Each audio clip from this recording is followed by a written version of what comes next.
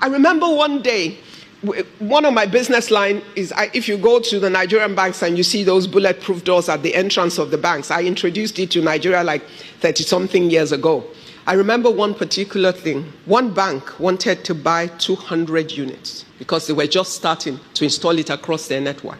And one of the people involved, I was on holidays in America, one of the people involved called my head of that unit, asked her to come to a meeting. She came to a meeting and they asked her, we hear you guys are the best in this. We want to buy 200 of this. That's a lot of money. The first price point for the door, the first time we sold it, was 2 million naira. So try and imagine over time as the price moved, what 200 pieces order was like. And said to them, okay, but we need you to add a certain amount of money to the price, but that portion of it will be paid to us, and this portion will be that. And she said, oh, sorry, we don't do that in our company. I said, what do you mean? Go and talk to your madam. She's a businesswoman. I'm sure that she will understand better than whatever you're saying. She called me. I was in Houston. So when she called, I'm like, why are you even calling me? You already know the answer. She said, well, just so that it will not seem like. I said, go back and do what you need to do. End of story. But then I remembered something Pastor Bimbo told me one day. There was a day we were talking, and I said to Pastor Bimbo, I said,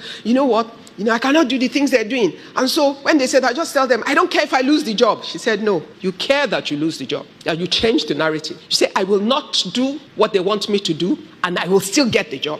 That no man will be able to take the land from me on account of unrighteousness. So after I said to my team lead, clapping is distracting. Let's focus. When we finish, we'll clap.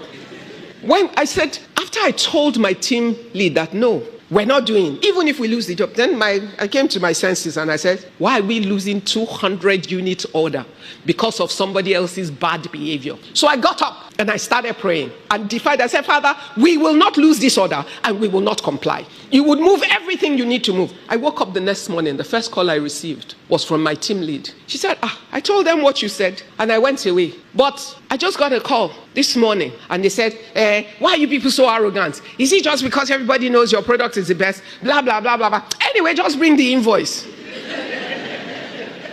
We got the order without the compromise. Now, just watch this. We could have gone ahead with the compromise thinking we would lose the order. We would have gotten the order with the compromise. But what would have lost is bigger than the profit from the order. Divine acceleration is only according to the hand and the ways of God. Everything will test you. God will test your heart to prepare you in many different ways. He would test your commitment to Him. He would test your commitment to the word. He would test your courage to stand.